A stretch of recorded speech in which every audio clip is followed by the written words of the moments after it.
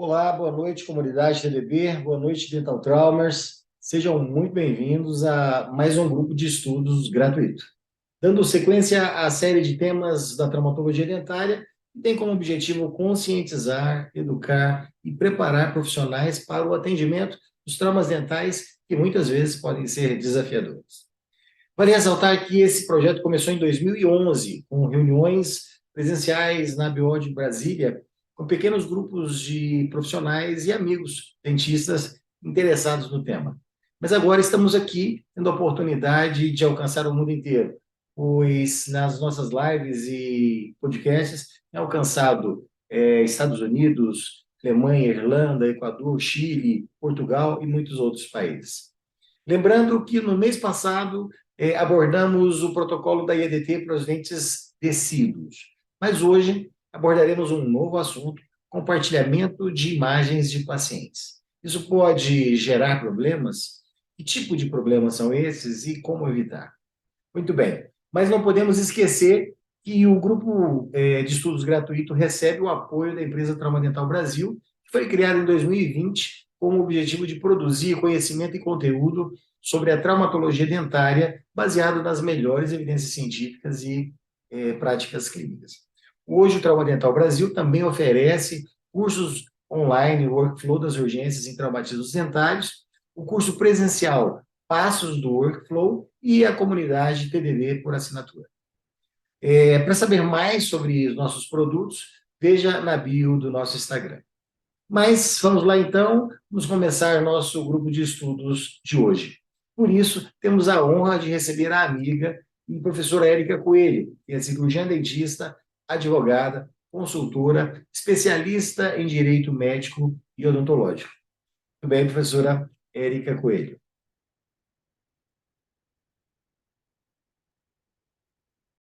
Agradeço aí a todos que estão disponibilizando seu tempo, né, depois de um dia de trabalho, né, para ouvir aqui o que a gente tem para falar. Agradeço também ao Rogério, à comunidade, na verdade, na pessoa do Rogério, né, pelo convite. O Rogério é um amigo querido e a gente tem conversado muito, trocado muita ideia, né, sobre essa questão do direito odontológico, né, e ele me fez esse convite e eu fiquei muito, muito, muito feliz. Eu estava aqui falando para ele antes de vocês entrarem, né, porque ele não tinha mandado o link, né, e a gente estava sozinho aqui, achando, meu Deus, será que não vem ninguém e tal, e eu estava conversando aqui como fazia tempo que eu não tinha a oportunidade de estar, assim, numa comunidade de dentistas para falar sobre direito odontológico, que eu adoro, é uma coisa que me dá muito prazer. Então, agradeço de coração o convite. E antes da gente começar a falar especificamente sobre a questão do compartilhamento de imagens, né, que é o nosso assunto foco aqui hoje, eu queria explicar rapidamente para vocês o porquê do direito odontológico, né? Imagino que algumas pessoas devem estar se perguntando aqui, né? Algumas que já me conhecem, que já têm um pouco mais de familiaridade com o assunto, não, mas outras que nunca ouviram falar do termo, imagino que estejam um pouco se perguntando, falando, nossa, pensei que ela era professora de odontologia legal, porque normalmente esses assuntos afetos né, a essas questões são abordados por professores de odontologia legal e tal. E aí, o que acontece? Nos últimos 15, mas especialmente nos últimos 10 anos, o número de processos contra profissionais de saúde, incluindo cirurgiões dentistas, no judiciário, tem aumentado a olhos vistos.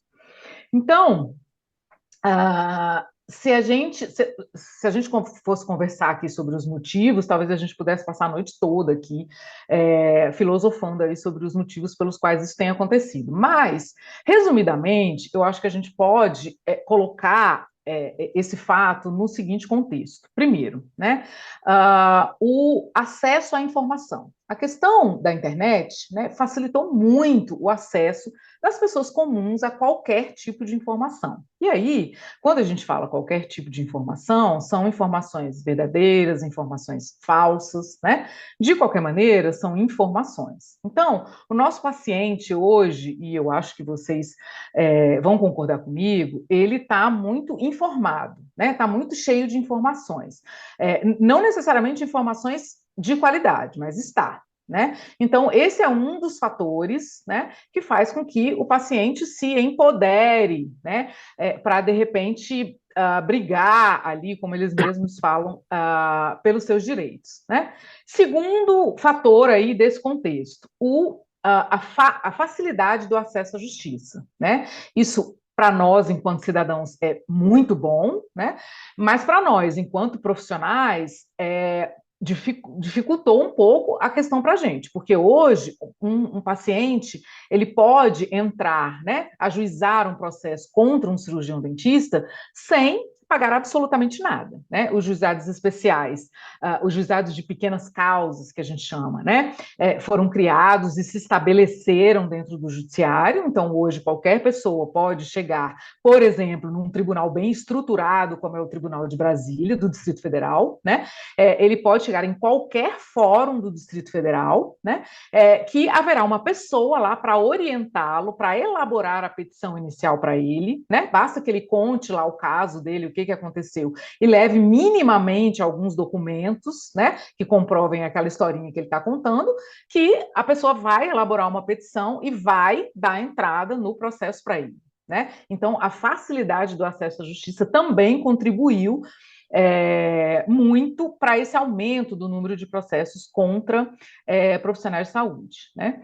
Então, isso fez com que o direito começasse a se interessar por essa área de saúde. Né? Então, hoje a gente brinca no direito que, ao invés de advogado de porta de cadeia, a gente tem hoje advogado de porta de hospitais e advogado de porta de clínicas. Né? O direito viu, né, o filão que é essa questão dos conflitos, né, entre pacientes e profissionais de saúde. E aí, por causa disso, né, também o direito também começou a olhar com mais atenção para essas questões, né? Começou a se debruçar sobre essas questões, né? Os tribunais começaram a julgar esses processos, a gente começou a entender, né, como é que os juízes, como é que o judiciário olha para essas questões médicas, né, médicas no gênero, né, médicas odontológicas, enfim, de todas as profissões de saúde, e daí, né, vem o termo direito odontológico. Né? Ou seja, o estudo da legislação afeta o exercício da odontologia. Né? Isso é o direito odontológico. Né? Então, a minha história com o direito odontológico vem do adultério que eu cometi, né, que eu brinco, da odontologia com o direito. A minha primeira formação é odontologia, né, eu me formei, tenho 25 anos em odontologia, cliniquei durante 10 anos, fiz especialização em endodontia, fiz mestrado em ciência da saúde na Universidade de Brasília, até que eu resolvi fazer uma outra especialidade em bioética, né? Também na Universidade de Brasília, o professor Vonley Garrafa, que é uma referência na bioética e tal. E aí, quando eu fiz a especialização em bioética, o bichinho do direito me mordeu, né? Aquela questão de entender as questões éticas, legais, do exercício da odontologia, meio que me fascinou. E acabou que eu conduzi, né, a minha vida profissional para realmente a atuação no direito, né? Me formei em direito e hoje atuo especificamente com direito, não clinico mais, né? Já tem 10 anos também que eu não clinico mais, o tempo passa, né? E hoje eu me dedico só ao direito, né? E a maior parte do tempo ao direito odontológico, né? E aí, na verdade, gente, o direito odontológico, ele realmente, essa coisa de estar aqui, né, em comunidade, e tentar mostrar para vocês a importância de saber um pouco dessa agilização, de ter essa noção, né, veio de começar a perceber que nesses processos contra os cirurgiões dentistas, muitas vezes os dentistas perdem o processo ou são condenados no processo por falta de conhecimento da legislação e não por terem cometido um erro ou por não terem utilizado a técnica correta, né? Tecnicamente, a nossa odontologia é muito boa, né? Eu acho que todos vocês que estão aqui sabem disso, né? A nossa odontologia é uma odontologia de ponta, né?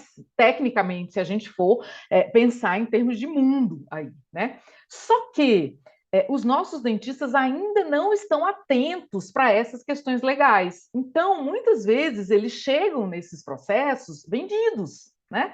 Sem nenhum tipo de conhecimento e esse conhecimento prévio faz com que não tenham tido alguns cuidados antes, né, na própria condução do tratamento, e aí acabam sendo condenados a pagar indenizações nesses processos e tal, por essa falta de conhecimento. Então, quando eu percebi isso, eu falei, gente, eu preciso fazer com que os dentistas se liguem para isso. Porque eu entendo, gente, a gente não tem essa formação no nosso curso de graduação e na maioria dos nossos cursos de pós-graduação. Ninguém fala isso para a gente, né? Ninguém falou sobre isso para a gente. Os professores de odontologia legal, nas disciplinas de odontologia legal, coitados, tem uma gama, né, de assuntos para tratar, além dessa questão da legislação, tem a parte forense, tem, enfim, para tratar tudo em um semestre ou no máximo 2 semestres, que de fato não dá tempo de falar sobre isso, né?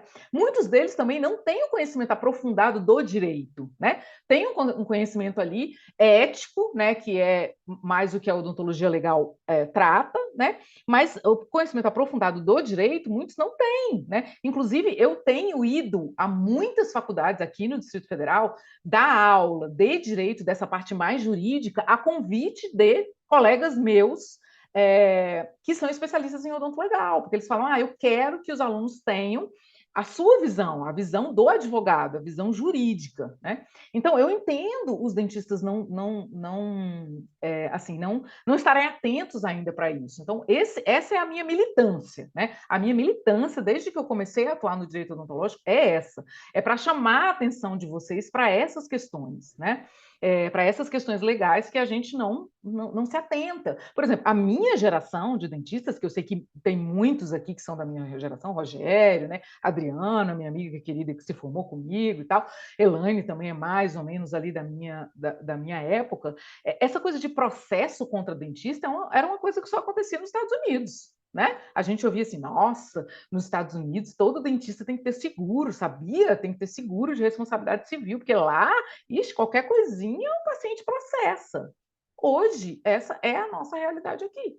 Né? Então, a gente precisa, de fato, estar atento para isso. E é por isso que eu milito nessa questão de que vocês precisam ter uma noção, né, de que nem só de código de ética vive o dentista. Né? Quando a gente conversa com dentistas sobre isso e pergunta, algumas vezes eu dou aula em alguns cursos de especialização, né, também, dessa parte mais jurídica, e aí quando eu pergunto, né, gente, quando eu falo em legislação odontológica, o que vem à cabeça de vocês? 100% responde código de ética, né? Código de ética odontológica. Claro que a gente precisa saber do nosso código de ética, é claro que a gente precisa cumprir os ditames do nosso Código de Ética, mas a gente precisa entender que existem outras normas jurídicas que afetam diretamente o nosso exercício profissional. Né? E a gente vai conversar um pouquinho sobre isso aqui, especificamente sobre as normas que falam sobre a questão de direito de imagem, né? De compartilhamento de imagem, dessa questão de imagem. Né? Então, quando a gente se pergunta, será que compartilhar a imagem de pacientes pode me trazer problemas? Né? Depois da nossa conversa aqui, dessa nossa breve conversa, eu acho que vocês vão ser capazes de me dizer se sim, e que tipos de problemas e como a gente pode fazer para evitar esses problemas. Esse é o nosso objetivo aqui hoje, né? Pelo menos uma noção geral do que acontece, né? Então, hoje, se a gente for pegar aí as normas que estão aí no nosso ordenamento jurídico e que poderiam, de alguma maneira, afetar essa questão de compartilhamento de imagens, a gente teria várias normas, né? Eu coloquei as principais aqui para vocês, que é a primeira delas, a Constituição Federal, que traz lá no seu no seu artigo 5º, que é o artigo que a gente chama o artigo cidadão, o artigo da Constituição onde estão todos os nossos direitos individuais, né? Ela traz lá especificamente uma questão do direito de imagem que a gente vai comentar um pouquinho, né? A gente tem o Código Civil também, que traz lá também expressamente a questão do direito de imagem. A gente tem a Lei dos Direitos Autorais também, que de alguma maneira afeta, e a gente vai conversar por quê, né? A gente tem, no caso de vocês, né, o Estatuto da Criança e do Adolescente, porque vocês lidam com pacientes menores, pelo menos, né, na maior parte dos casos, né? E aí existem também regras lá no Estatuto da Criança e do Adolescente que precisam ser observadas. E, por fim, a gente tem a Lei Geral de Proteção de Dados, né? Que foi promulgada aí há pouco tempo, se a gente considerar as outras normas, né, que já estão vigentes aí há muito mais tempo, né, e que também afeta diretamente essa questão de compartilhamento de imagem. Ah, tem mais? Tem Código Penal, por exemplo, né? Existem alguns crimes, né, que estão tipificados lá no Código Penal de compartilhamento de imagem, tal.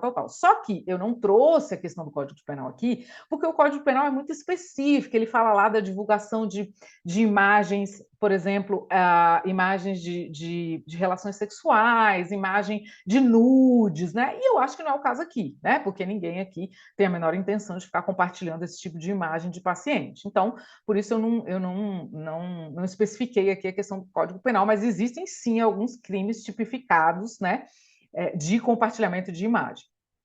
Então, começando aí pela Constituição Federal, né, a nossa Constituição Federal traz lá expressamente que o direito à privacidade e à inviolabilidade da nossa imagem é um direito garantido pela Constituição e que a violação desse direito é passível de indenização. Isso está escrito na nossa Constituição, ou seja, na nossa norma mãe.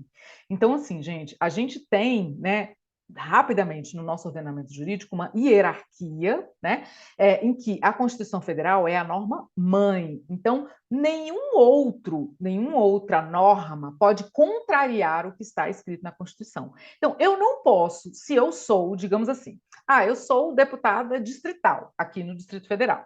Então, eu vou propor um projeto de lei aqui na Câmara Legislativa para que o direito de imagem passe a ser não indenizável. Ou seja, agora não existe mais essa história de quem violar o direito de imagem vai pagar indenização. Eu não posso fazer isso. Por que não posso? Porque esse projeto de lei é inconstitucional. Mesmo se eu conseguir aprová-lo, né? Que já seria um mega absurdo, né? Porque toda a questão de aparato jurídico, consultoria jurídica da Câmara Legislativa me diria, olha, a senhora não pode, não deve propor esse projeto de lei, porque isso aqui é inconstitucional. Mesmo que, numa hipótese louca, eu conseguisse aprovar esse projeto de lei, o Supremo Tribunal Federal declararia essa lei inconstitucional. Né? Por quê? Porque está violando a Constituição. É por isso que a gente chama o Supremo Tribunal Federal de guardião da Constituição. É isso que o Supremo faz, gente. Quando a gente vê toda essa confusão aí de Supremo, tal, o que o Supremo faz? O Supremo faz isso. Ele avalia se isso, aquilo ou aquilo outro é constitucional ou não, está violando a Constituição ou não. Esse é o trabalho do Supremo, né? Pelo menos no resumido, assim, né? Então tá lá na nossa Constituição, direito à privacidade, à inviolabilidade da imagem é um direito individual, garantido e é passível de indenização quando violado, né?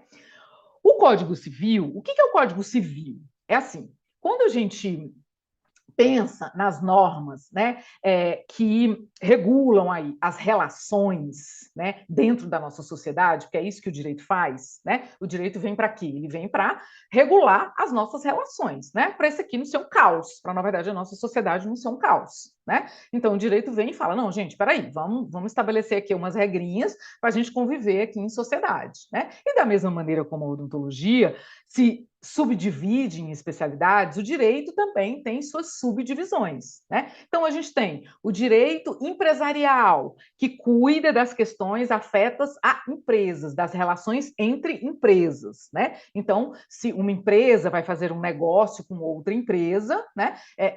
Esse negócio jurídico, ele é normatizado pelo direito empresarial, né? Se empresas vão se fundir, por exemplo, vai haver uma fusão, então tudo isso está normatizado lá no direito empresarial, né?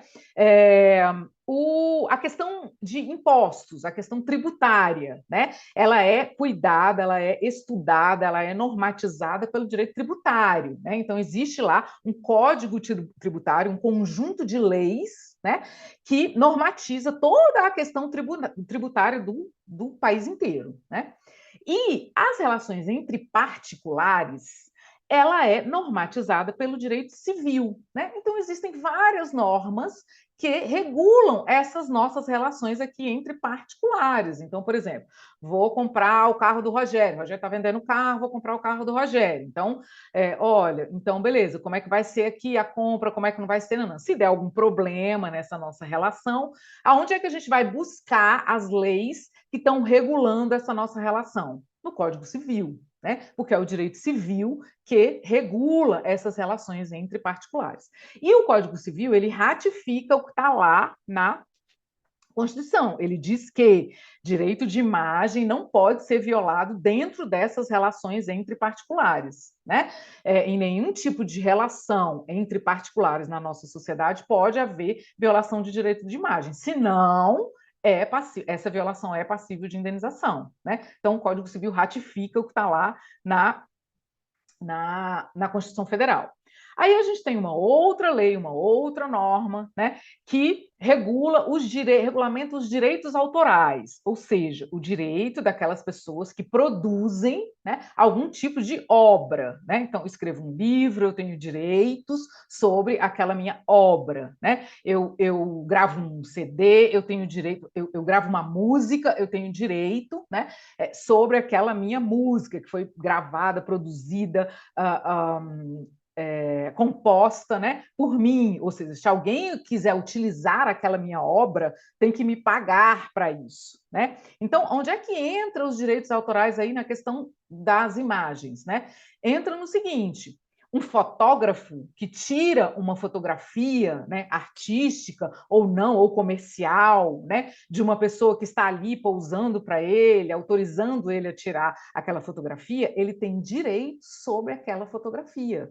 Então, quando eu pego fotos que eu acho na internet aí, no Pinterest, por exemplo, para utilizar lá no meu Instagram, né, eu corro o risco de estar violando o direito do fotógrafo que produziu essa foto, né? Eu já presenciei, já orientei, né, um cirurgião dentista que passou por um problema desse, né? Ele, justamente para tentar fugir, e por que eu trouxe essa questão dos direitos autorais aqui para vocês? Porque ele, né, meu seguidor, né, vendo lá toda a lavagem cerebral que eu faço no meu perfil no Instagram, gente, cuidado para postar foto de paciente, peçam autorização do paciente para postar as fotos, cuidado com foto de criança, né? As leis são muito mais severas com a questão de vazamento de fotografias de criança do que de adultos e tal. Ele falou: não vou utilizar foto de paciente no meu perfil, vou utilizar foto que eu pego da internet. Então, pegou uma foto lá no Pinterest de uma menina, muito bonitinha, tal, engraçadinha, nananã, tal, é ortodontista ele. E aí fez um post lá no Instagram dele, comentando. A menina da foto, ela usava aparelho, ela estava com um aparelho, né? Então, ele fez uma postagem, escreveu alguma coisa lá e tal, sobre a questão da ortodontia, tarará. E aí recebeu uma mensagem da mãe da menina, que falou: olha, deixa eu te falar uma coisa. Essa foto da minha filha, ela foi tirada para um anúncio publicitário. Ela pousou como modelo para uma loja de roupas, e nós autorizamos a divulgação, né, das fotos, tal, única e exclusivamente para a questão da publicidade das roupas. Como assim você está usando a foto da minha filha para fazer post no seu Instagram? Né? Então, assim, ele ficou desesperado, né? Entrou em contato comigo e tal, e a gente acabou conseguindo resolver a coisa amigavelmente, né? Obviamente, ele tirou o post e tal, enfim, conversamos e tal, mas a mãe estava muito indignada e estava disposta a ir às vias de fato, né? Então, por isso que a gente precisa estar muito atento a essa questão de que, assim, olha, não é porque a foto está aí na internet, né, que eu estou autorizado a utilizá-la. O Pinterest, ele não é banco de fotos. O Pinterest é uma rede social e a pessoa que posta uma foto ali, ela não está te autorizando a utilizar a foto dela, não. Ela está autorizando única e exclusivamente o Pinterest. Você não tem direito de dar um print na foto dela e utilizar a foto dela, não. Não é porque a foto dela está na rede social que você está autorizado, não. Tá? Então, por isso que eu trouxe essa questão dos direitos autorais aqui, né? A gente tem, né, no caso de vocês especificamente, o Estatuto da Criança e do Adolescente que garante às crianças e aos adolescentes o direito à privacidade e à intimidade da mesma maneira que nós adultos temos esse direito. Então, vejam bem, não é porque é criança e é adolescente que assim, não, mas é criança, né? Pelo contrário, gente. Érica, quem autoriza, né, a divulgação de fotos de crianças e adolescentes? Os responsáveis legais, né? Então, assim, a criança tem pai e mãe, não é vovó que autoriza a divulgação da imagem. Quem autoriza é pai e mãe, tá? No caso do adolescente, inclusive, o que a gente tem visto hoje é que o judiciário tem entendido que o adolescente hoje ele precisa participar das decisões do que se refere à vida dele, né? Então, assim, o que a gente tem aconselhado, né, quem trabalha com adolescentes especificamente, ouça o adolescente também. Então, assim, se o adolescente não quer que publique a foto dele, mas a mãe fala, não, doutora, pode publicar, não publique. Não publique, tá?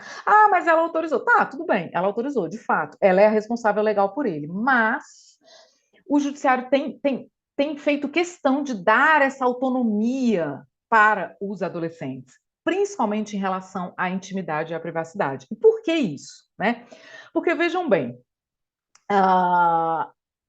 os adolescentes eles estão entrando, né, na vida adulta cada vez mais cedo. Então, começou a surgir alguns problemas dentro da relação profissional de saúde paciente com esses adolescentes, que começou a chegar ao judiciário para que o judiciário se manifestasse, né? A primeira vez que a gente viu isso acontecer foi a seguinte questão: uma adolescente, menina, foi a um consultório médico público, na verdade, né? Foi a um serviço público, a uma UPA, enfim, um pronto-socorro e tal, porque estava grávida. E conversou com o médico, explicou, olha, eu estou grávida, tal, sou menor, tenho namorado, engravidei do meu namorado, tal, mas o meu pai não pode saber da minha gravidez, porque ele vai me matar. E aí, o médico foi lá e contou. Cidade pequena, o médico se sentiu na responsabilidade de, gente, eu preciso falar com esse pai, tarará, tarará, tarará. Houve, de fato, violência do pai em relação à filha. Esse caso chegou ao judiciário e como o judiciário se manifestou? O médico não pode violar a privacidade, a intimidade da paciente, mesmo ela sendo adolescente. O sigilo médico, e aí no nosso caso, o odontológico, ele resguarda também essas informações que a gente obtém dos nossos pacientes adolescentes, ainda que sejam informações que a gente acha que os pais deveriam saber. Né? Então, eu já tive, não é o nosso assunto aqui, né, especificamente, mas, por exemplo, eu já tive colegas odontopediatras que me consultaram, olha, eu descobri, por exemplo, que o meu paciente está fumando, meu paciente adolescente. Enfim, senti o cheiro, vi os sinais de que o paciente está fumando, perguntei, o paciente me confessou, olha, tia, estou fumando. Mas, por favor, não conta para os meus pais, porque eles vão me matar. Posso contar? Não, não pode contar. Tá? Ai, Érica, mas olha, eu sou mãe também, eu ia querer saber. Ok, você é mãe também, só que daquele adolescente você não é mãe. Você é o profissional de saúde a quem ele confiou uma informação que está resguardada pelo sigilo. Então, eu estou falando tudo isso para vocês entenderem que o judiciário tem dado muita importância à opinião, à manifestação de vontade dos adolescentes. Então, na questão do compartilhamento de imagem, o paciente, quando ele é adolescente, quando ele já tem um certo discernimento, ele precisa ser ouvido. E se ele não quiser que essa imagem seja compartilhada, ainda que a mãe ou o pai autorize, não compartilhe, porque isso pode te trazer problema, tá? E por último, né, a gente tem, por último, mas não menos importante, né, a gente tem aí a Lei Geral de Proteção de Dados, né? Uma lei, como a gente disse no começo, promulgada recentemente, né? Que veio, né, para nos colocar aí, né, dentro desse contexto, né, que é o compartilhamento de dados, que hoje é uma realidade, na verdade, que hoje a gente tem um jargão, né, dentro do estudo da LGPD, de que dados são o novo petróleo, né? Porque existe de fato, né, hoje uma comercialização, um compartilhamento, né, de dados muito maior do que a gente pode sonhar, imaginar. Só para vocês terem uma ideia, eu hoje, né, conversando com um colega, né, colega de Alagoas, né, soube que recentemente o Tribunal de Justiça de Alagoas teve o sistema, né, o site deles invadido por hackers, né? A gente já teve aqui no Distrito Federal também, STJ já teve site invadido, né? Enfim. Mas o de lá foi curioso o seguinte, porque, por exemplo, daqui, quando houve a invasão aqui, né, no Tribunal de Justiça daqui, os hackers queriam dados e queriam grana por esses dados, né? Mas no Tribunal de Justiça de Alagoas, olha que interessante, eles não coletaram nenhum tipo de dado, não pediram nenhum tipo de resgate para esses dados, apenas deixaram uma mensagem, né, no lugar do site, dizendo: olha, esse site de vocês está com a segurança muito fuleira, né? Inclusive um termo bem nordestino, né? Está com a segurança muito fuleira e vocês estão precisando incrementar a segurança dos sistemas aqui do tribunal. E aí eu conversando com ele, eu falei assim, gente, mas que interessante. Mas assim, qual é o objetivo, né? Ok, os caras colocaram lá e tal, né? Olha aqui como vocês estão vulneráveis. Mas é só para isso? Ele falou, não, Érica. Na verdade, existe hoje uma rede de hackers, como existe, gente, as redes de traficantes, na verdade, em que eles fazem determinadas coisas, invadem determinados lugares e tal, só para demonstrar poder. Nessa deep web aí é a mesma coisa. Então, assim, o hacker que consegue entrar no site do Tribunal de Justiça de Alagoas e tal, o cara fica empoderado lá no meio, né? Lá na rede. Então, para vocês terem uma ideia, né, de onde é que a gente está, né? Então, a Lei Geral de Proteção de Dados veio para isso, né? Veio para tentar, de alguma maneira, nos proteger, né, e proteger os nossos dados, né? E aí, o que a lei diz, né? A lei diz o seguinte: quem coleta, né, e quem coleta e quem trabalha, né, com dados pessoais tem a obrigação de protegê-los. Né? No fundo, o espírito da lei é esse. Né? Olha, se você vai coletar dado de alguém, vai armazenar esses dados e vai tratar, como eles chamam, né, esses dados, o que é tratar? Né? É utilizar esses dados para alguma coisa, você tem a obrigação de proteger esses dados.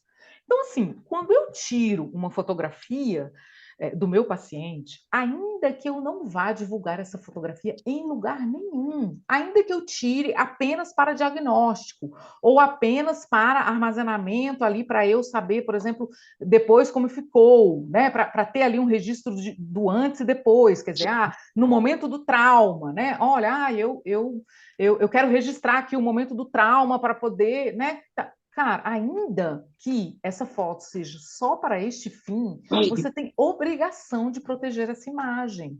Então, se essa imagem vaza do computador do seu consultório, você vai ser responsabilizado.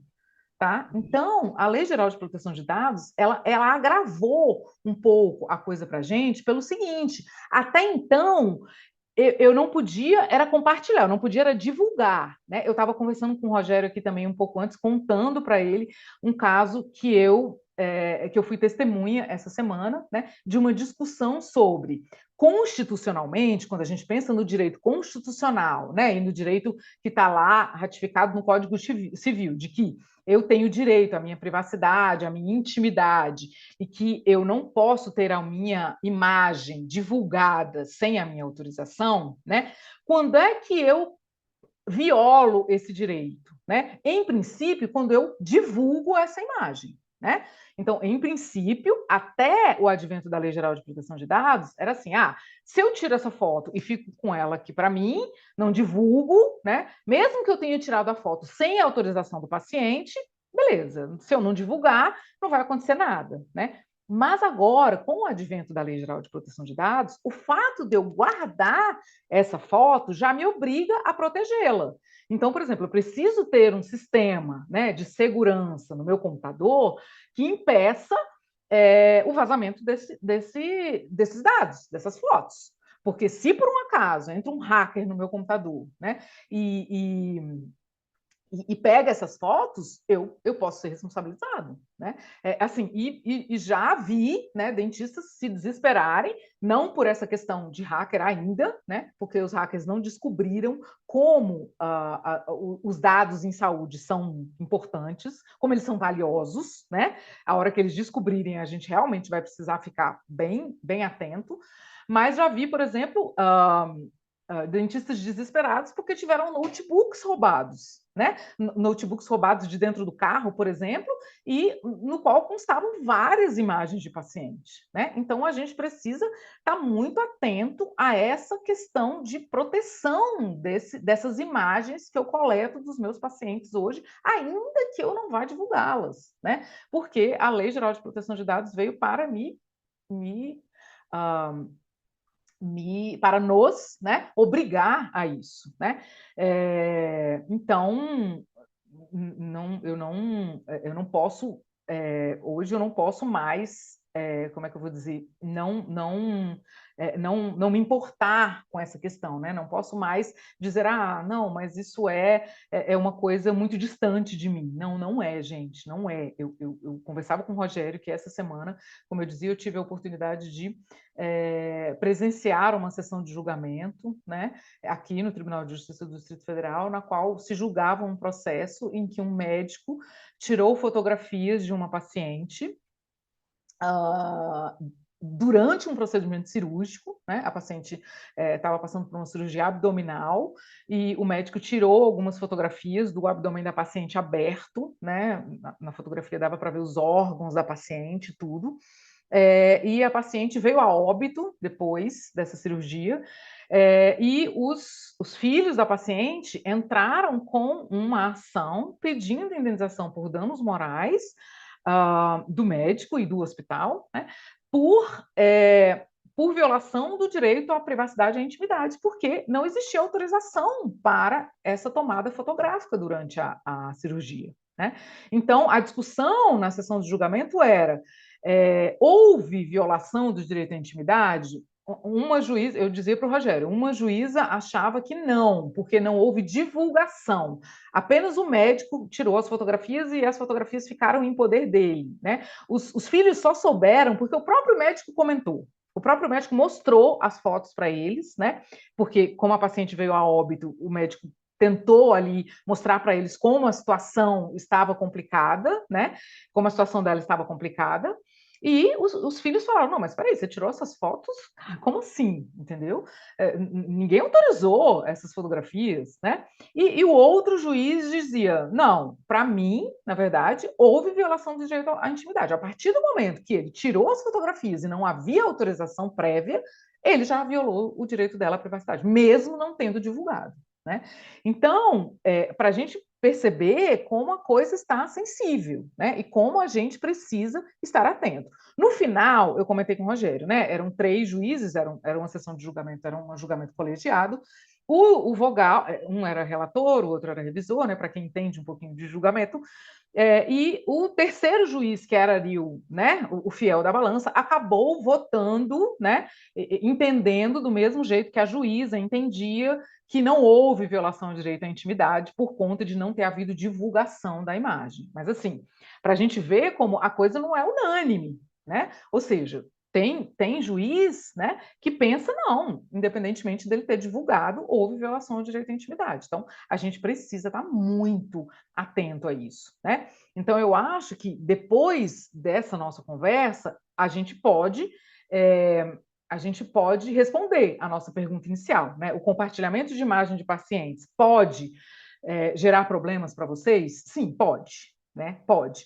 Ai, Érica, então o que eu faço? Eu trouxe aqui só, na verdade, eu trouxe uma decisão judicial, né, para vocês verem que eu não estou contando historinha da carochinha aqui, né? Eu trouxe uma decisão judicial aqui do Tribunal de Justiça de Minas Gerais, né? Mas se a gente procurar, a gente vai achar em todos os tribunais de justiça aí, né, do país, de uma condenação, né, de uma clínica odontológica pela publicação de fotografia em rede social sem autorização do paciente, tá?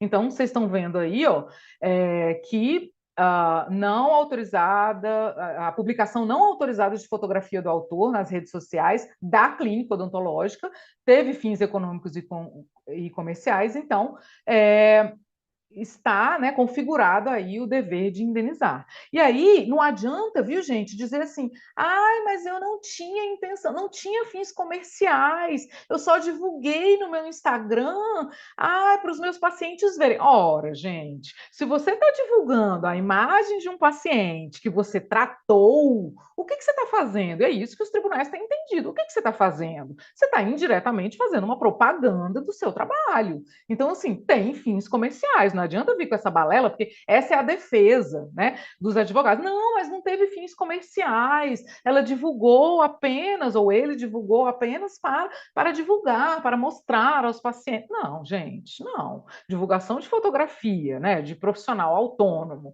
do seu trabalho, é uma divulgação que tem fins comerciais, e é assim que o judiciário tem entendido. Tá? Então, não adianta vir com essa desculpa, né? Então, assim, ai, Érica, então quer dizer, depois de tudo isso que você falou aí, eu vou deletar meu Instagram, né? Não vou mais postar nada, porque, cara, ferrou, né? Não, gente, também nem é assim, né? A gente tem ferramentas para se proteger, né?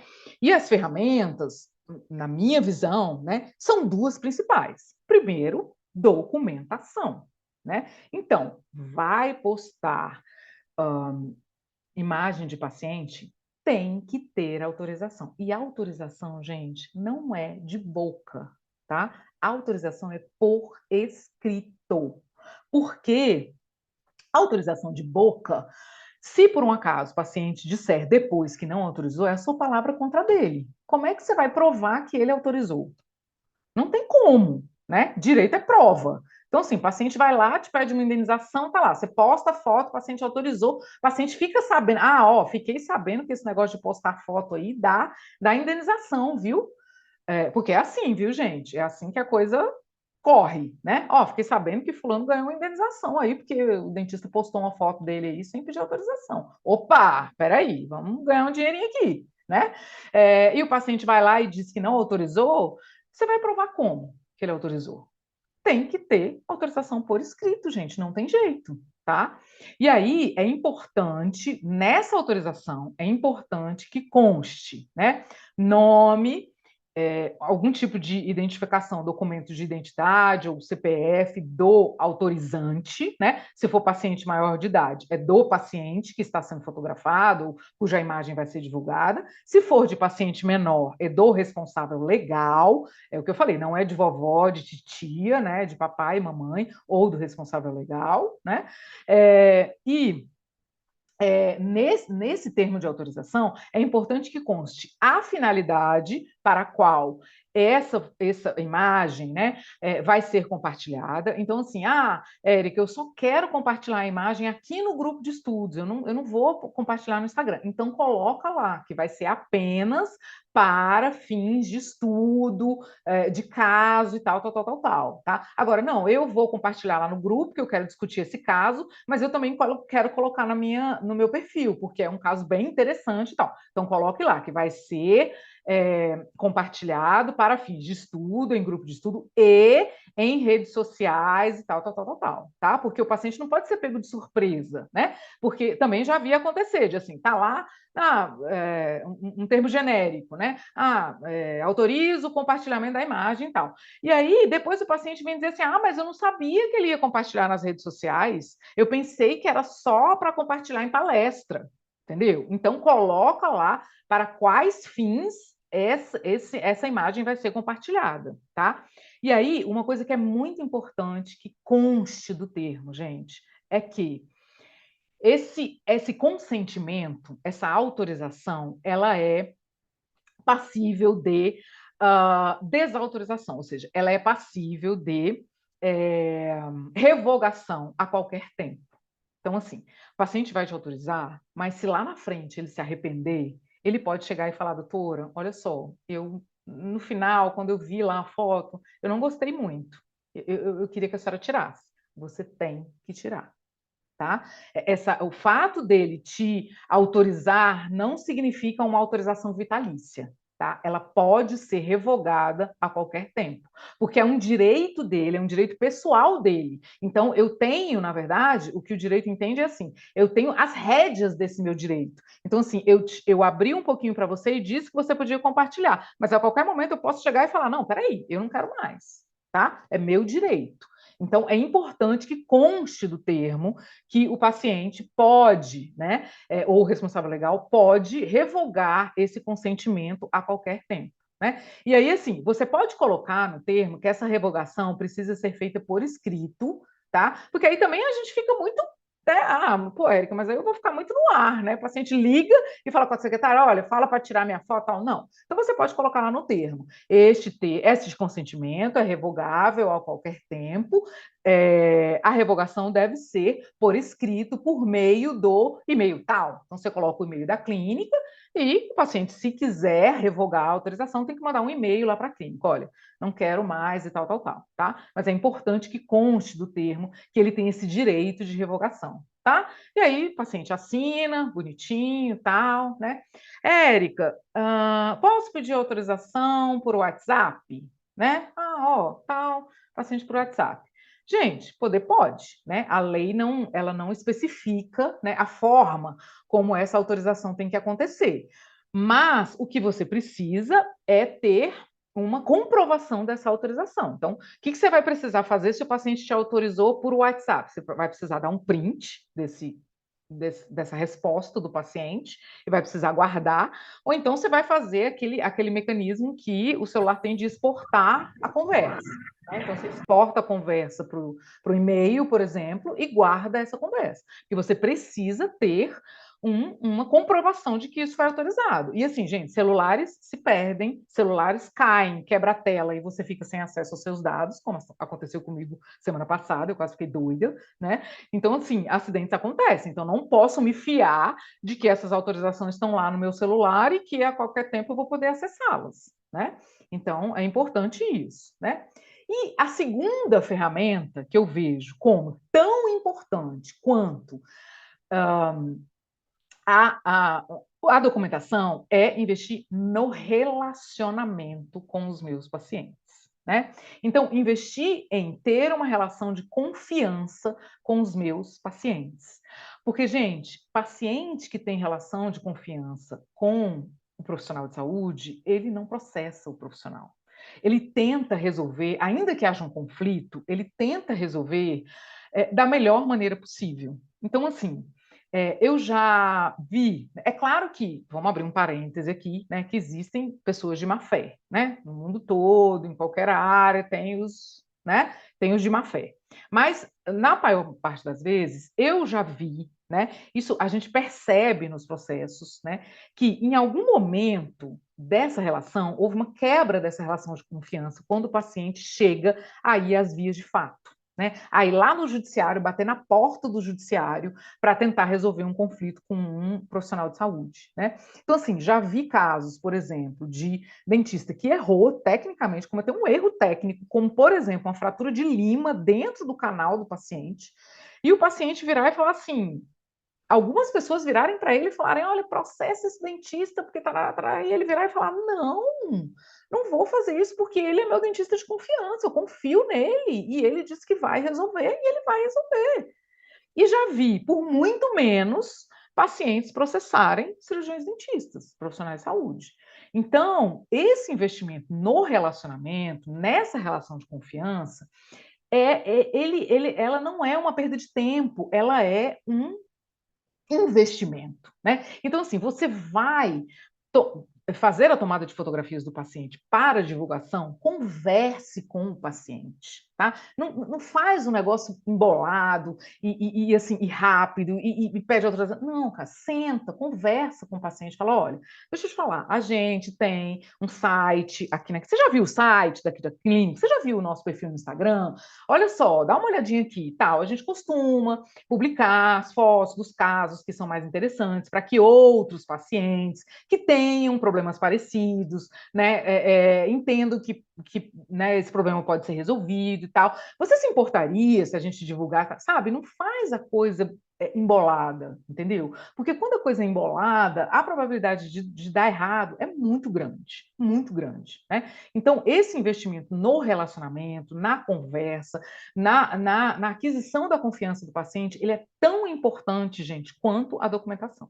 Tá? Acreditem, porque eu estou lá do outro lado agora, né? Vendo o porquê desses processos acontecerem. E é perceptível para a gente, isso não é uma fala minha, vocês podem conversar com qualquer pessoa que atua na área do direito médico, do direito odontológico, que é uma percepção de todo mundo que atua nessa área, né? Que, na maioria das vezes, falta esse investimento nessa relação, nesse relacionamento. Vocês que trabalham com criança, vocês são cá entre nós, muito guerreiros, né? Porque, cara, vocês têm que estabelecer essa relação de confiança não só com o paciente, mas com a família do paciente, né? Isso é um desafio, né?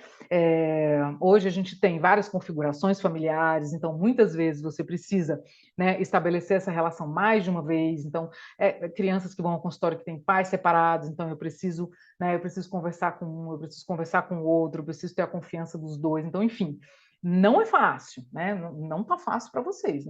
Eu assim, admiro muito vocês, assim. Mas entendam que isso é um investimento, isso não é perda de tempo. Às vezes a gente pode, né, querer ter essa sensação, mas não é. Acreditem em mim, não é, tá? Então, gente, falo muito, né? Falo muito, falo rápido. Mas é que eu não queria, na verdade, sobrecarregar vocês também com muita informação e queria que a gente tivesse um tempinho para vocês perguntarem, para vocês colocarem as dúvidas de vocês, as angústias, né? Para a gente poder trocar um pouco, que é o mais, eu acho que é o mais importante, né? Desses nossos encontros. Então, estou aí à disposição de vocês para qualquer. Opa, olha aí, já temos pergunta. Fala, Dri.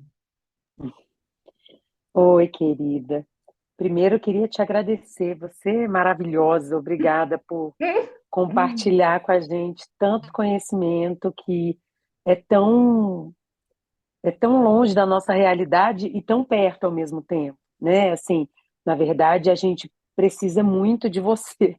Assim, a gente precisa muito desse conhecimento e assusta, sabe, Érica? Assim, eu vejo que a Sim. gente tem muita coisa ainda para assistir, para Uhum, aprender com você uhum, e com quem tem esse tipo de conhecimento, porque uhum. realmente a gente não tem nada, essa base, Não né, tem. na faculdade. Isso mesmo. Então, isso é preocupante, né? Uhum, Mas eu queria te fazer uma pergunta. Por exemplo, você deu um exemplo na situação, uhum, por exemplo, do médico durante a cirurgia, em que ele fez uma uhum, fotografia do abdômen, né? uhum, Enfim, uhum, o que que me deixa na dúvida aí? uhum, A família entrou com uma ação por ter exposto Porque, assim, ali ninguém, digamos que ele tivesse divulgado, ele não divulgou, Certo. né? Eles Uhum. não gostaram dele ter tirado a foto sem autorização. Aí Uhum. a ação foi devido à falta de autorização, certo? Isso, exatamente. Mas digamos que ele tivesse divulgado. Certo. É, qual a diferença? Porque assim, ninguém ia saber de quem é aquilo ali. Entende? Que não tem Tá. imagem do Perfeito, rosto. perfeito, perfeito, Dri. Perfeito, perfeito. Eu Tá. queria saber, hein? Queria Então, entender isso. esse foi um dos motivos pelos quais os juízes votaram pela não condenação do médico.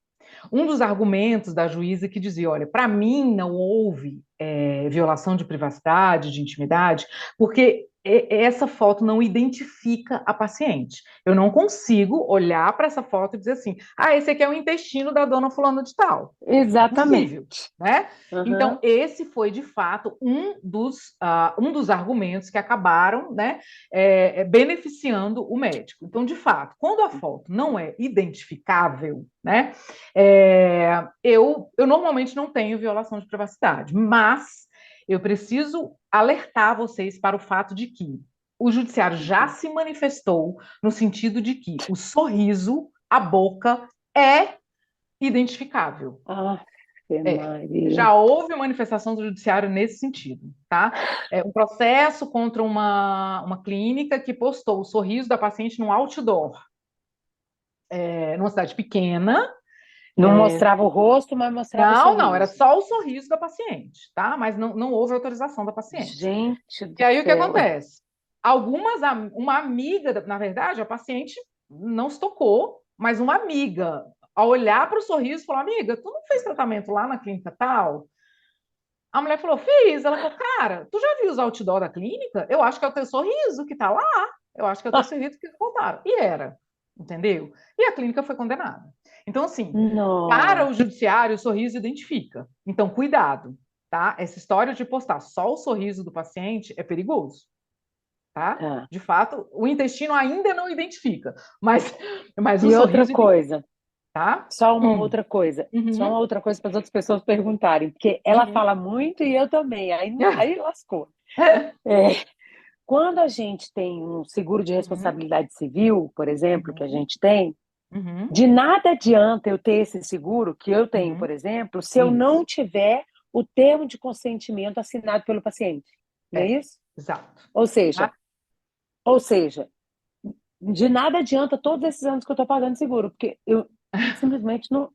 Beleza, está respondido. Entendeu? É porque assim, ó, o seguro, eu faço um paralelo com o seguro de carro, tá? Uma vez, meu irmão, eu não sei se você sabe dessa história, uma vez meu irmão, quando meu Hum. irmão começou a trabalhar, no primeiro emprego dele, ele comprou um carro, né? Comprou um Gol, bolinha, e rebaixou o carro, né? Rebaixou o carro, era assim, era quase batendo no chão, né?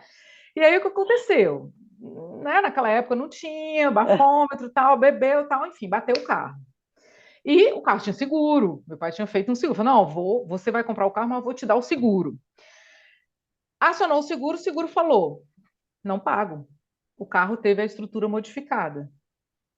Não pagou, tá?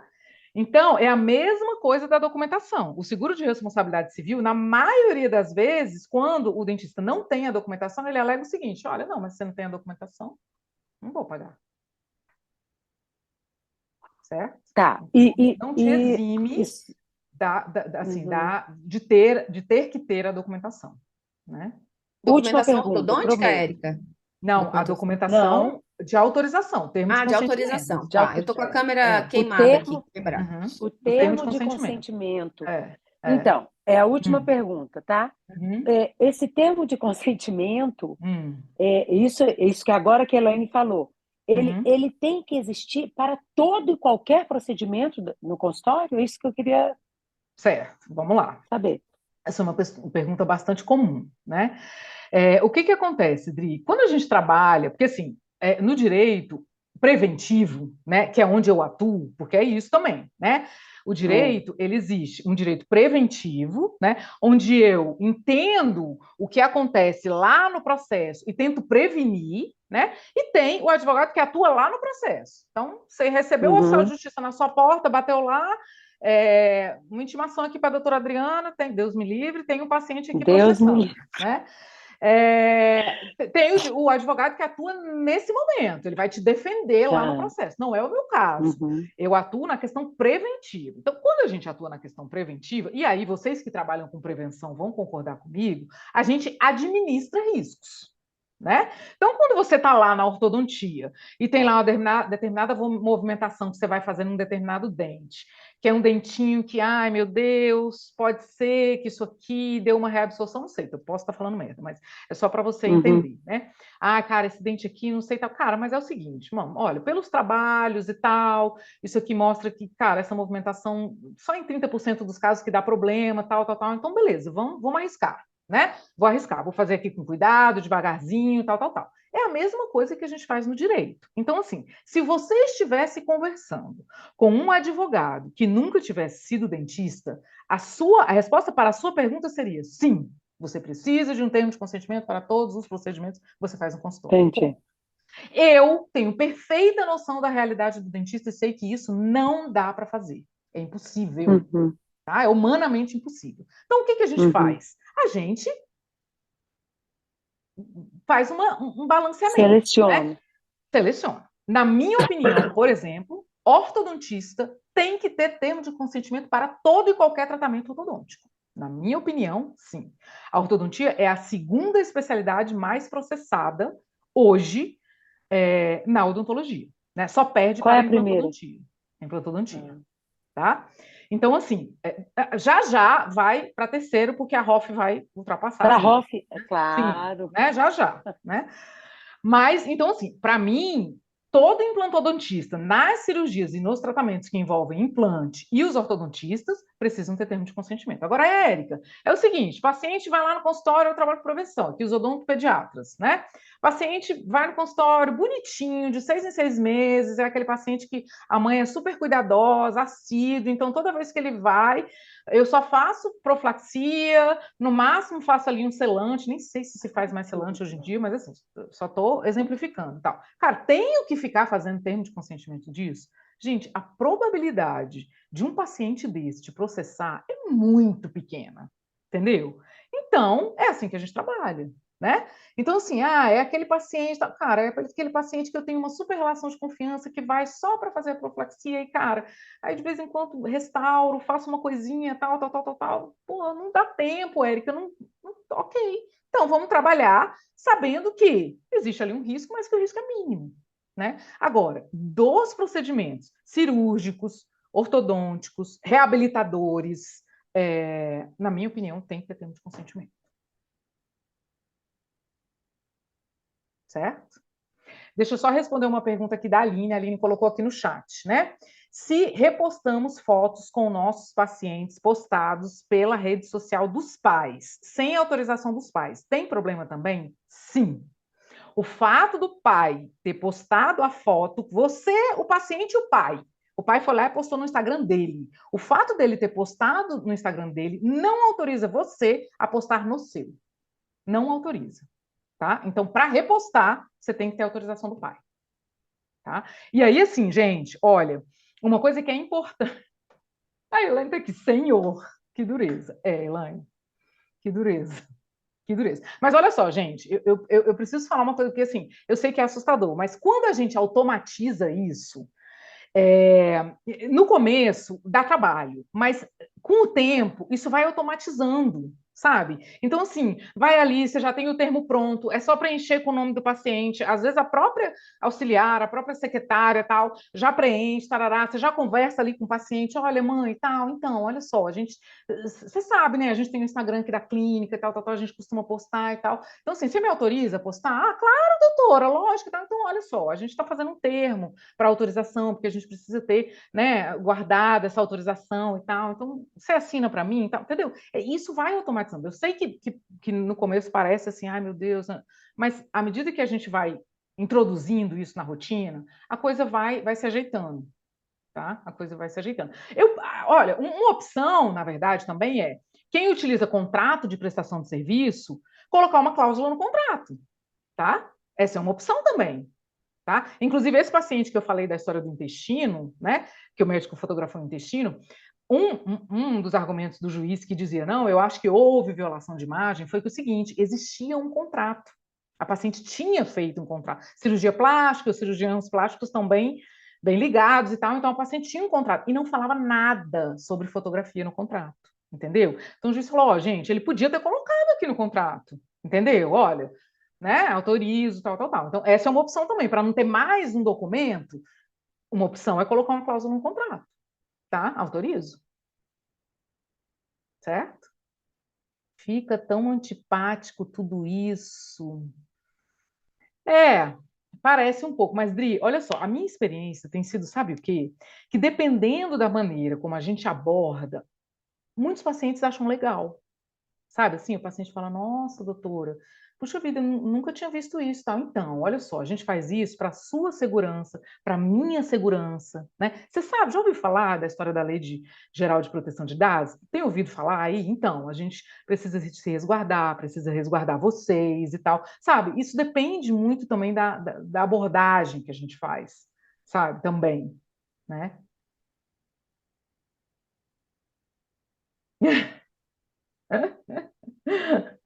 Ai, Bem, ai, ai, Érica, senhor. Posso ah, Diga, perguntar só Rogério. mais uma coisa? Pode, Rapidinho. claro. O que que acontece? Nessa situação da repostagem, que a Uhum. Aline, né, que perguntou, Isso. por exemplo, Hum. então as pessoas, vamos pensar sem ser dentista, quando Tá. eu posto uma foto sua no Instagram, eu e você, Uhum. aí você vai e reposta, eu vou te processar porque eu não te autorizei? Dá na mesma. Dá. E eu posso. Ah, então tchau. Então, Eu não, posso. não, Elaine, Entendeu? fala Tá sério. entendendo? É isso. Eu posso. Nossa, Nervoso, dá um aí, nervoso. Só Érica, que, né? Tudo aqui entra na questão, posso, mas não convém, né, Érica? Então sim, claro, não entra convém. na questão Lógico. social, né? Então tudo Lógico, pode. uhum, lógico. O direito está parecendo isso, né? Tudo pode processar, mas não Sim, convém. sim, sim, claro, claro. Sem beleza. dúvida, né? Mas o Tá que bom. acontece? A gente precisa, assim, o que eu trabalho, né, é Ah, aquela ó. história. O que eu tento colocar na cabeça de vocês é que a gente precisa estar. A primeira coisa, né? Meu objetivo número um aqui é colocar isso no radar de vocês. Se isso já ficar no radar de vocês, eu já estou satisfeita aqui hoje. Entendeu? Que é para vocês começarem a pensar nisso, porque é o seguinte, ok, Érica, pô, isso nunca aconteceu comigo. Ok, gente, mas tá cheio de gente de má fé por aí.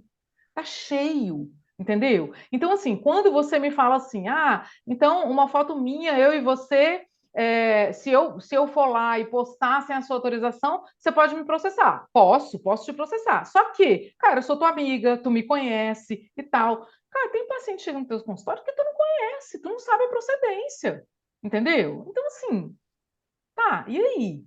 Né? Então, Isso é isso. que Hum, o Luiz Maurício colocou aí, né? uhum. No exemplo que eu dei, ele colocou aí, ó. Nesse caso, não tem interesse Exato, não econômico, existe né? interesse econômico. E aí, na É, verdade, pode ser que eu não tivesse aí sucesso no meu processo contra você, né? Mas, entende? No caso do paciente, né, dessa relação que existe entre vocês, o judiciário sempre vai entender que existe um interesse econômico. Sempre vai. Hum, Érica, uma hum, pergunta aqui, né? Às vezes uhum, os pais gostam, o próprio paciente, filmar as uhum. consultas, né? Como a gente se comporta diante disso aí? Qual que é a sua sugestão, orientação? Pois é, então. Teoricamente, tudo que a gente falou aqui sobre foto vale para vídeo, tá? Mesma coisa, imagem do mesmo jeito, né? Agora, realmente, tem muitos dentistas, principalmente que atendem crianças e adolescentes, que têm vindo com essa demanda. Érico, os pais chegam no consultório e querem filmar a consulta, né? O Superior Tribunal de Justiça, que é o tribunal que é a nossa corte máxima para as questões do direito civil, né, as questões que estão afetas a essas relações entre particulares, né, a nossa corte máxima é o STJ. Quando a gente fala de questões constitucionais, a corte máxima é o Supremo. Mas em relação a essas nossas questões da vida comum, é o STJ. O STJ já se manifestou, né, em mais de um processo, que essa filmagem, né, ou essa gravação de áudio, né, é lícita, desde que ela não seja divulgada em nenhum meio. Então, assim, ai, doutora, eu queria filmar aqui a consulta para eu ter a consulta. Tudo bem. Agora, você não está autorizado a divulgar essa filmagem. Nem no grupo da família. Nem no grupo da família. Não tá. Nem para a vovó. Não tá. Tá? Então, isso é outra coisa que a gente tem colocado nos contratos. Né? Inclusive, eu fui a uma clínica oftalmológica esses dias e tinha um cartazinho, na verdade, tinha um porta-retrato com um texto impresso, né, escrito filmagens de consultas não podem ser divulgadas por nenhum meio, de nenhuma forma, e tal, tal, tal, tal, tal. Né? Existe um textinho lá explicando. Né? Porque é isso. O STJ entende que essa filmagem não é ilícita, ou seja, o paciente pode filmar, mas ele não pode divulgar para ninguém, a Ele não não ser que pode você divulgar autorize. porque é menor, Érica? Não, É não, menor? porque Não? você está na filmagem, é o seu trabalho que está sendo filmado, e você não autorizou, tá? Então, assim, se você quiser autorizar, tudo bem, tá? Olha, pode divulgar. Agora, se você não autorizar, ele não pode divulgar. Tá? Não pode mesmo, né? E aí tem outra coisa, tá, gente? Se o paciente resolver filmar a consulta e você não estiver confortável com essa filmagem, você pode abrir mão do atendimento do paciente, desde que não seja urgência e emergência, né? No caso de vocês, na questão do trauma aí, teoricamente vocês não poderiam se negar a atender, mas no dia a dia do consultório, se o paciente disser, doutora, eu vou filmar a consulta, você pode virar para ele e falar, olha, eu não estou confortável com isso. Tá? É claro que isso, gente, o ideal é que haja uma conversa. O paciente pegou o celular para filmar e você não quer que ele filme, então assim, fala, opa, peraí, vamos conversar sobre isso. Qual é o seu objetivo? O que você está querendo ao filmar a consulta? Né? Qual é a sua insegurança? Né? Doutora, é porque eu quero só mostrar, né? Porque é a primeira vez que ele vem no dentista, então assim, quero mostrar para avó, olha só, isso não pode ser feito. Né? A judiciário entende. Você já ouviu falar na Lei Geral de Proteção de Dados, né? Aí, de novo, né? Essa lei que está todo mundo falando aí, tal, tal, tal. Então, isso, na verdade, é para proteção minha e para proteção sua e do seu filho. Porque você divulga no grupo da família, para a vovó, para o vovô, esse celular de vovó e vovô cai na mão de alguém, esse vídeo vai parar onde? Né? É porque, assim, às vezes, gente, da mesma maneira como eu estou colocando isso no radar de vocês, os pais não têm isso no radar. Não tem, eles não pensam nisso. Vou divulgar no grupo da família, vou mandar lá para o grupo da família. Ele não pensa que esse vídeo do filho dele pode parar sei lá onde. Então, às vezes, a gente precisa colocar isso no radar do paciente ou dos responsáveis. Olha só, deixa eu te falar. Esse vídeo, já pensou onde esse vídeo pode parar? Então, é muito isso, entendeu? Tudo isso é muito novo, né? É muito novo para a gente, é muito novo para todo mundo, é novo para os pacientes também, né? Isso realmente não está no nosso radar, mas é a nossa realidade hoje, né? É o que eu estava conversando com o Rogério aqui, cara. Ok, eu odeio rede social. Cara, sinto muito, você tem que estar nas redes. Não dá mais para estar fora, né? Seus pacientes estão nela? Como assim? Né? Vocês que atendem adolescente, então, cara, né? Não tem como você estar fora desse mundo digital. Impossível. Né? Mas tudo isso é muito novo. Então, da mesma maneira que eu estou colocando isso no radar de vocês, aos pouquinhos é preciso que vocês também vão colocando isso no radar dos pacientes e dos responsáveis. Bom, aí Felipe está me perguntando aqui: existe validade jurídica na assinatura biodinâmica, eu acho que foi isso que ele colocou, né? Aquelas feitas por mesas digitais, por exemplo, fazer um documento em PDF e usar um aplicativo para coletar a assinatura do paciente que vai desenhar a assinatura usando a mesa, certo? Pergunto porque tenho no meu consultório, mas ainda não usei porque não achei nada a respeito. Vamos lá, Felipe.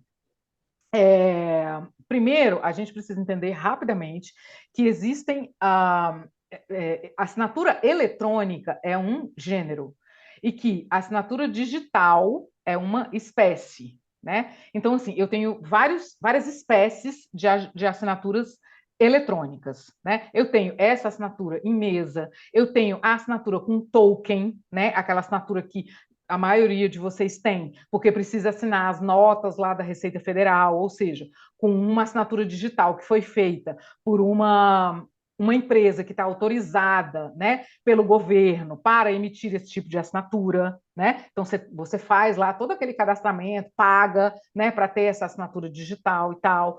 Então existem diversos tipos de assinatura eletrônica, né?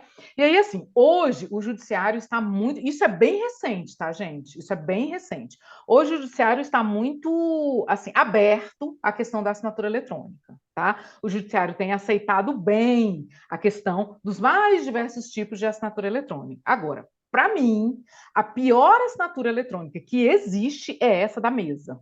Por quê? Porque é a assinatura mais passível de falsificação. Aquela assinatura que a gente faz naquela canetinha, no tablet, ou não sei, ou na mesinha, ou naquele dispositivo, cara, ela não tem nada a ver com a assinatura da gente nos documentos da gente. É impossível você fazer uma assinatura que preste naquele negócio. Entendeu? Então, eu acho, isso é uma opinião particular minha, tá, Felipe? Eu acho aquela assinatura muito passível de falsificação. E aí você vai falar assim, pô, caramba, essa mulher é doida. Sim, mas o meu papel é esse, né? O meu papel é pensar no que pode dar errado, né? Esse é o meu papel. Então, assim, é, é, pô, mas caramba, aí para ver uma falsificação de uma assinatura dessa, ok, é difícil, realmente, mas pode acontecer, tá? Então, por exemplo, já existem, Felipe, eu não sei se você também já ouviu falar, outro dia eu tive contato com isso porque eu fui assinar um contrato de compra e venda de veículo, né? De uma concessionária. E aí o que acontece? Eles me mandaram um contrato digital e você assina por uma plataforma, né? Que a plataforma te envia um login, uma senha, né? Você entra lá na plataforma e assina com esse login e senha que eles te mandaram, que é um login e senha que é individual para cada assinatura que é feita, né? Então, assim, eu tenho a impressão, né, que essa assinatura é uma assinatura que eu confio mais do que essa assinatura da mesa, entende? Porque assim, se lá no judiciário, vamos lá, né? O que pode dar errado, Érica? O que pode dar errado? Eu pedi a autorização do meu paciente para postar as fotos, para divulgar as fotos, pedi dessa maneira, num PDF que ele assinou em mesa, e aí depois ele veio e me processou. Disse que quer uma indenização porque eu postei as fotos dele sem autorização. E aí eu vou lá e mostro o PDF. Olha, tá aqui. Ele me autorizou, tá aqui, ó, a autorização. E aí o advogado dele vira e fala assim: não, a assinatura não é do meu cliente. Olha aqui a assinatura dele no documento, olha essa assinatura que ele tá apresentando. Essa assinatura não é do meu cliente. Tá entendendo o que pode acontecer? Então, eu preciso me resguardar de forma que essa assinatura seja o menos questionável possível. Então, a assinatura eletrônica mais confiável que existe é essa do token, que a gente tem, que a gente assina as notas lá para a Receita Federal e tal, tal, tal. Por quê? Porque essas empresas que emitem esse tipo de assinatura, elas são certificadas e autorizadas pelo governo. Eles têm uma autorização, eles usam um protocolo, TCP/IP, que é o protocolo exigido pelo governo federal e tal, tal, tal. Mas a maioria dos nossos pacientes não tem essa assinatura, né? Não tem token, né? Então, se a maioria não tem token, eu preciso encontrar uma outra maneira. Eu acho que essas plataformas de assinatura, elas são um pouco mais seguras do que essas assinaturas de mesa. Tá? Essas plataformas é assim, normalmente você entra, faz eu até tenho o nome de duas aqui, depois eu vou passar para o Rogério o nome, ele passa para vocês, tá? Eu tenho um sistema de prontuários que fornece esse tipo de assinatura digital por meio de uma plataforma, Zapsign. O Zapsign eu nunca tinha ouvido falar, mas acho caro, pois a gente paga por cada assinatura. Pois é. Então, é o preço, né, Felipe? Mas, olha só, ok, essa sua você paga por cada assinatura, né? O que que eu vi, né? Eu vi numa dessas que eu tenho aqui o nome, que até tem alguns clientes meus da consultoria que estão usando, eles pagam, na verdade, tem uma que você paga, eu acho que é uma assinatura mensal, é como se você pagasse uma assinatura mensal, e aí você pode assinar, né, ou pedir para que o paciente assine quantos documentos quiser, e tem outra que você compra um pacote, né, que sai mais barato, você não paga por cada assinatura, você compra, por exemplo, 100 documentos para serem assinados, aí é X, o pacote de 100 documentos, aí quando você acaba aquele pacote, você adquiriu outro pacote, entendeu? Então, assim, talvez a solução seja procurar uma plataforma que seja mais em conta essa assinatura, entendeu? Diga, Adri. Você está no mudo, você está com o microfone desligado.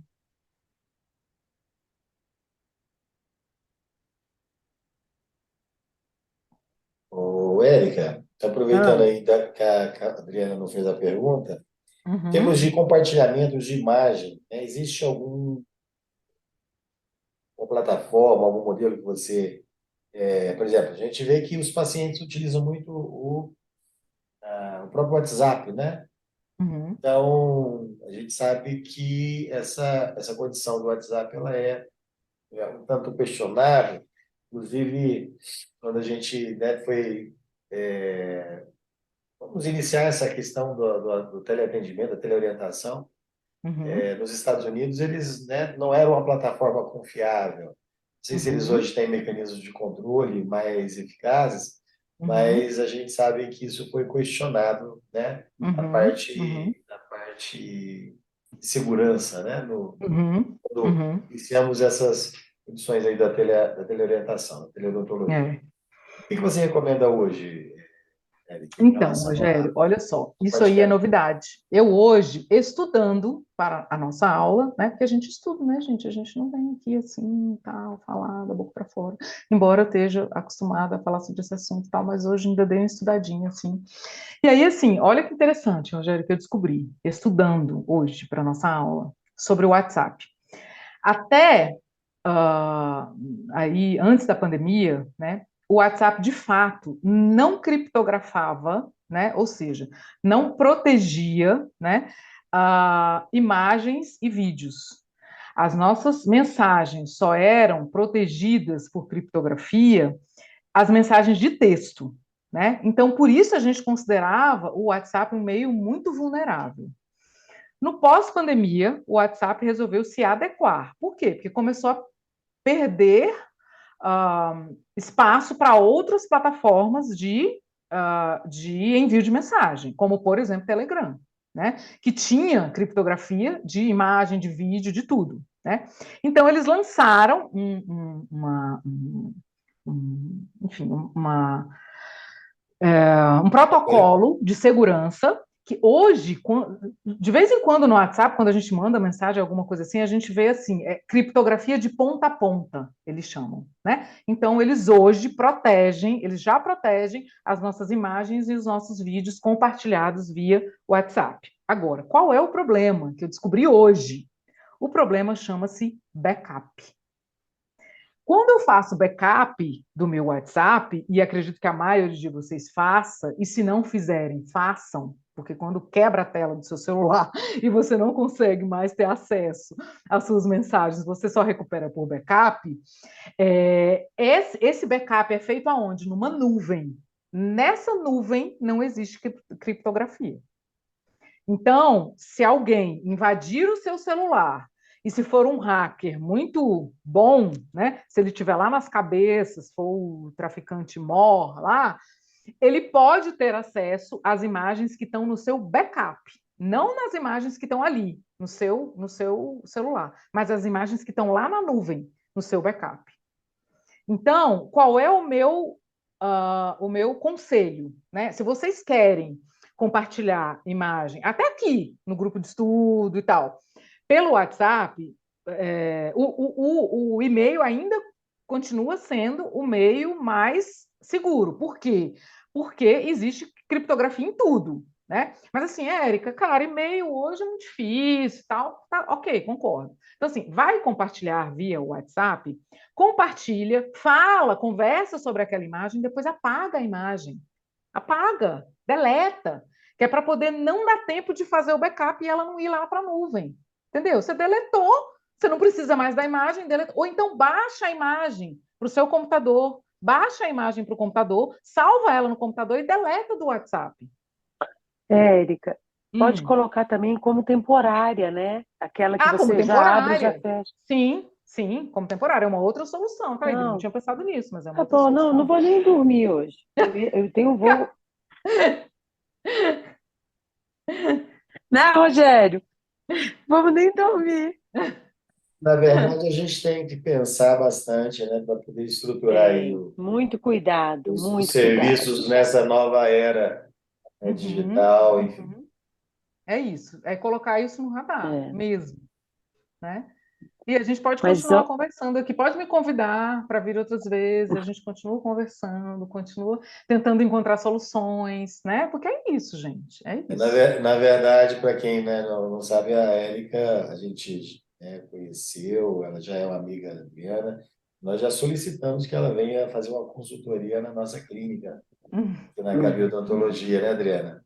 Então, sim, estamos em fase aí de negociação e, implementação. né, estamos É, organizando ainda para ela conhecer a nossa realidade, mas isso já foi solicitado e a gente pretende esse ano ainda ter uma estrutura mais adequada a esses novos sim, tempos, né, Érica? mais É isso. protegida, Mais É né? isso segura. aí. É.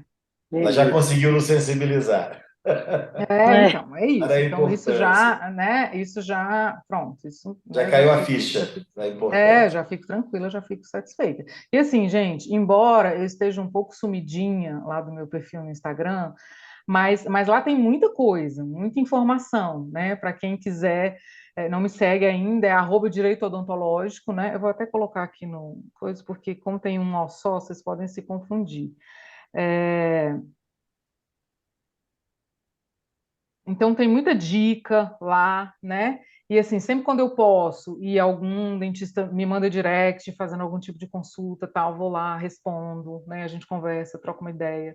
Então fiquem à vontade, né? Para ir lá no perfil e para dar uma zapeada por lá, porque tem bastante conteúdo lá nesse sentido, assim, de proteção jurídica, né? Muito bem. Mais alguma questão?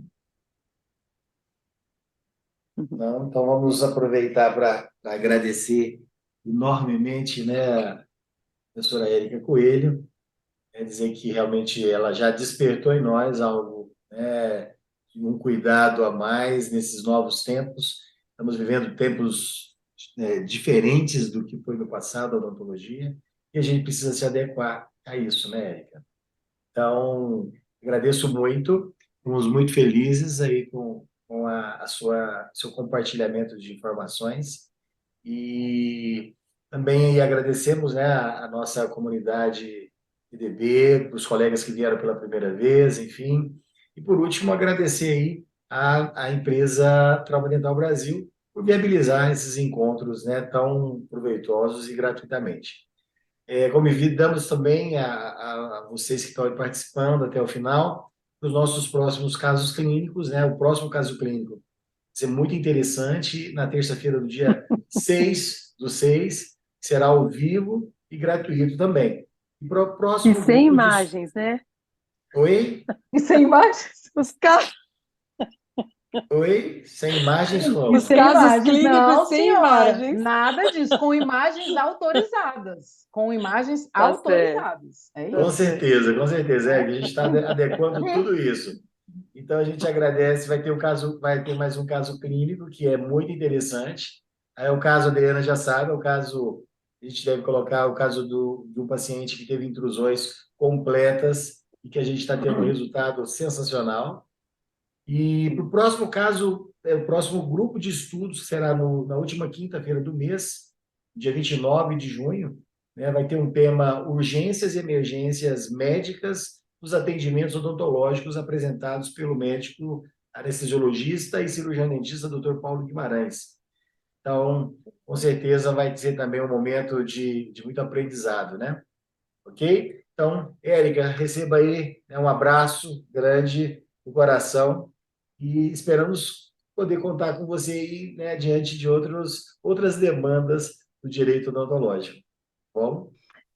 Que bom, gente, muito obrigada, obrigada a todo mundo que está colocando aí no chat, obrigada por vocês terem ficado aqui até agora, né? Como eu falei, depois de um dia como esse de trabalho, né?